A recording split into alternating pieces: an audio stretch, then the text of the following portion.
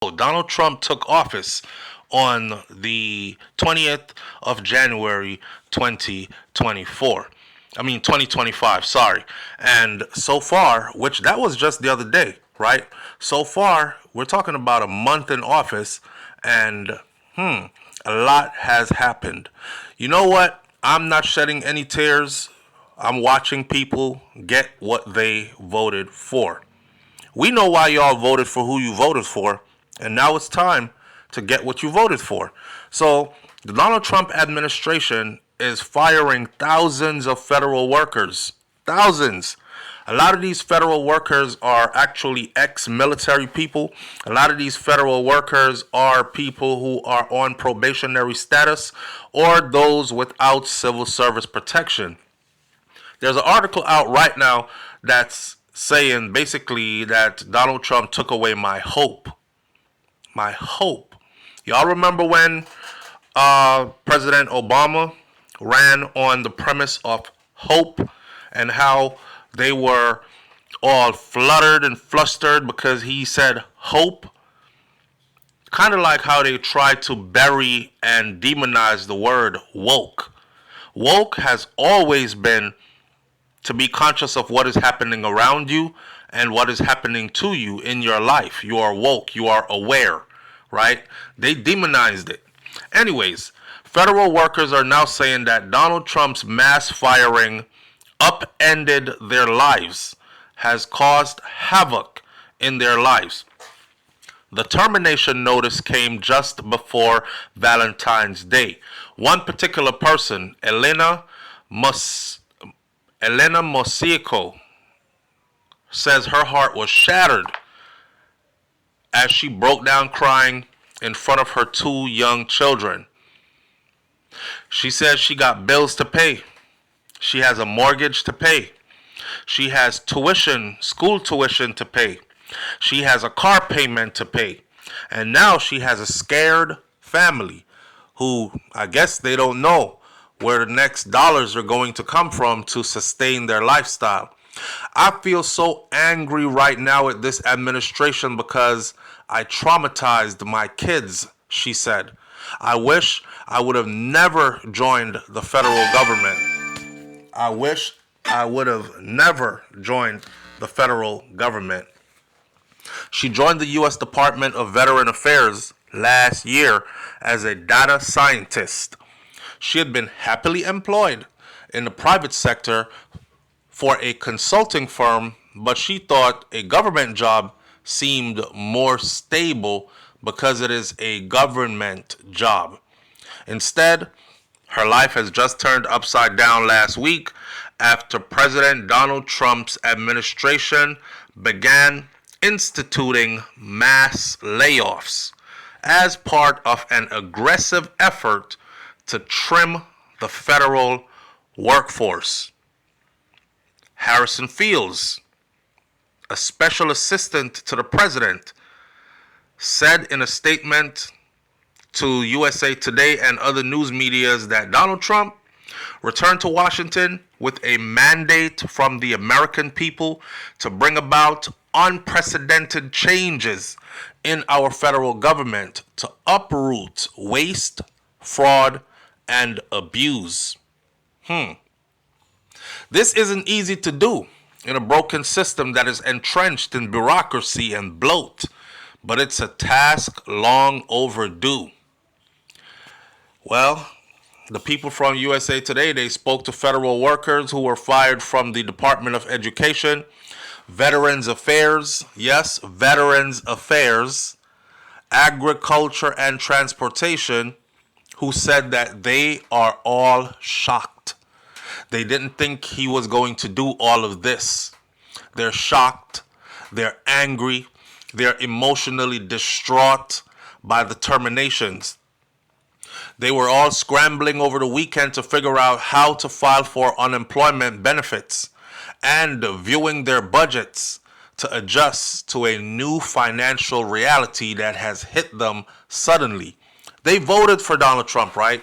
They just did not believe that they would be affected in the way that they are being affected now. Majority of them voted for him.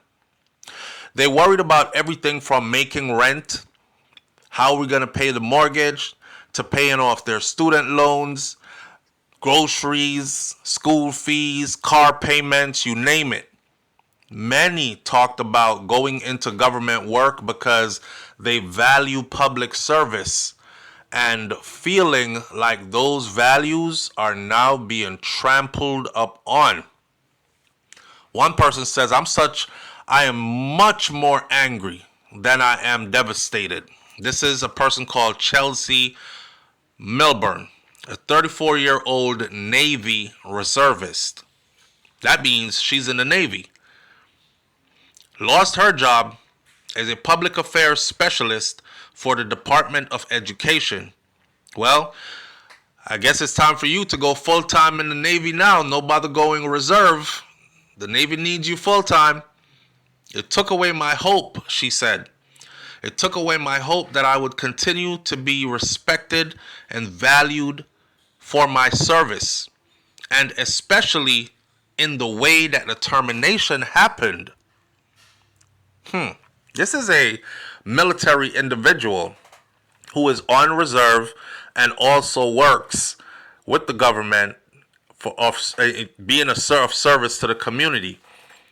And with no love, boom, you're on your own, fired. I remember Donald Trump used to be on a show called You're Fired, I think it is. And it was his show. And he would just show up just to fire people. I think that's how this is being ran today. You're fired. You're fired. You are fired. You fired. Fired. Fired. Fired. Fired. Fired. Fired. The ex-employees USA Today spoke to said that they have never received bad performance reviews at work ever. But their walking papers all included similar language. It says the agency finds, based on your performance, that you have not demonstrated that your further employment at the agency would be in the public's interest. Multiple federal workers have said that that is what their termination letter says. Imagine, right, working for a company or working for the government, and you have never been late to work, you've never done anything subpar, you've always performed above and beyond, stellar employee. And in comes a new president who says, you're fired, you're fired, you're fired, and take this as a letter going out the door. Our reason for firing you is based on your performance, that you have not demonstrated that your further employment at this agency would be in the public's interest. How embarrassing. How disrespectful. Wow. Well, it read like a copy and paste letter that did not provide any specifics, because pretty much all of them got the same thing that says the same thing. Melbourne said that it was just very cold and cruel to have dealt with everybody in this manner. She said that her teleworking job was a near perfect situation after her life dramatically changed 2 years ago. First, with a bout of COVID-19 when she got sick, and then being diagnosed with POTS, a disability that makes it hard for her to sit at a desk full time. Milburn was one of the nearly 70 employees in the education department, still within their probationary periods, who were suddenly let go on Wednesday night. Federal employees in probationary status have typically been fired within the first year. They are easier to fire because they lack the bargaining rights that career employees have to appeal their termination. But some who had been in their department longer than that, they also got caught up in the shuffle too.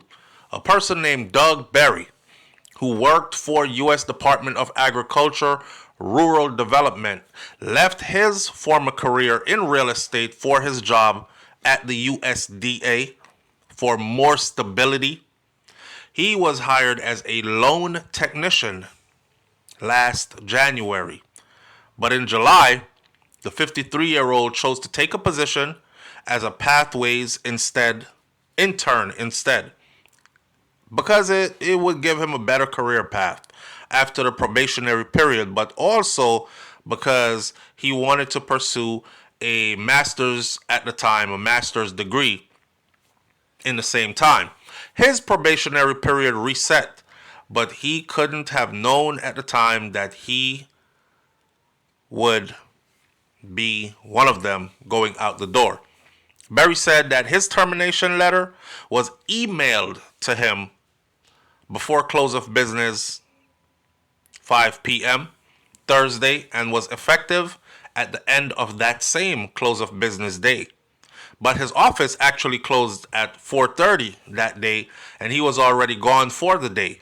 So he showed up Friday morning to discover that his job was terminated the day before and he was served notice but had left early and had not gotten it. I got to donate an hour.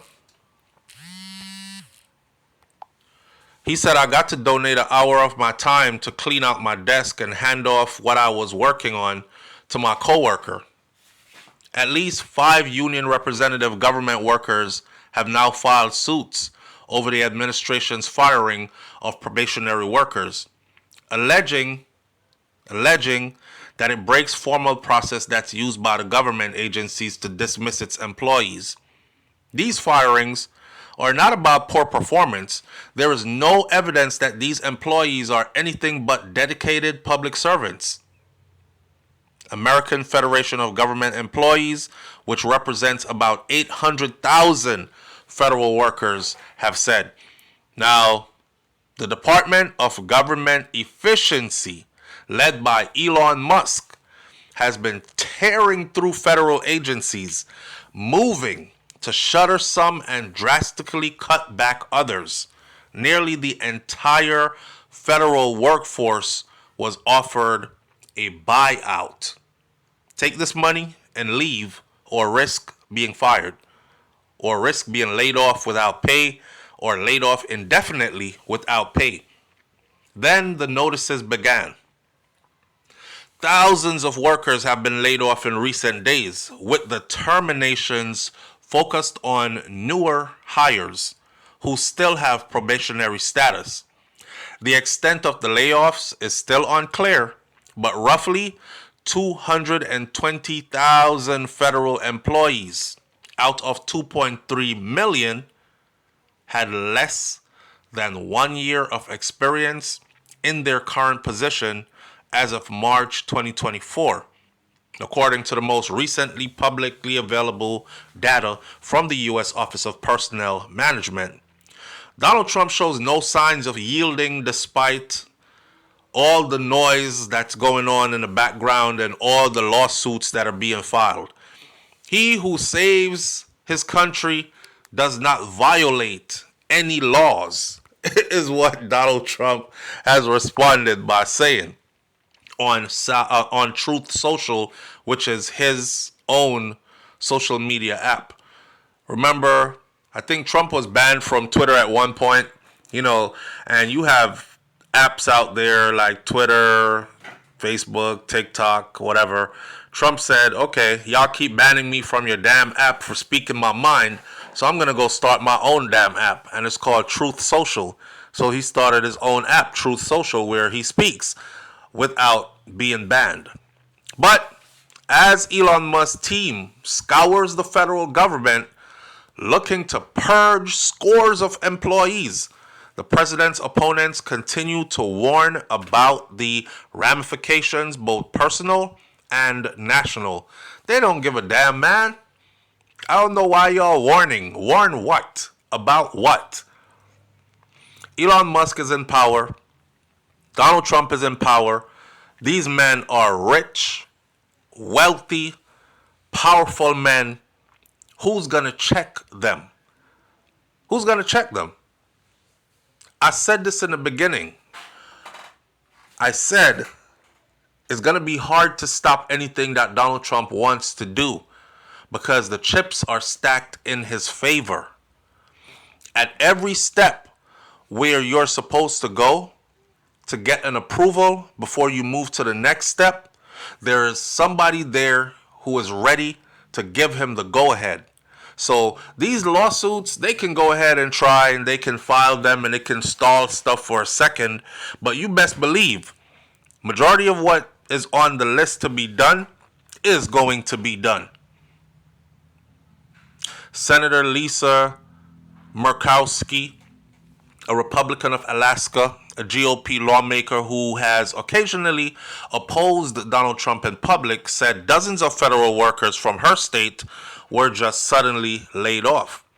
I share the administration's goal of reducing the size of federal government, but this approach, she said, this is bringing confusion and anxiety and now trauma to our civil servants, some of whom moved their families from across country and packed up their whole lives to come here. And now they're kicked out in the cold, right? With nothing. Nothing further follows. The full ramification of Donald Trump's decision, whether it's in the country's urban centers or rural areas, won't be fully absorbed for weeks or months to come. Asked for a total or estimate on how many workers have been let go, for instance, the Office of Personnel Management on Friday said they don't even know right now. All we know is a lot of people are losing their jobs. There are former workers out there who are worried about the communities that were hired to serve. Victoria Porter, 28 years old, said that she found her dream job riding horses into the backcountries to maintain hiking trails for the U.S. Forest Service in Montana.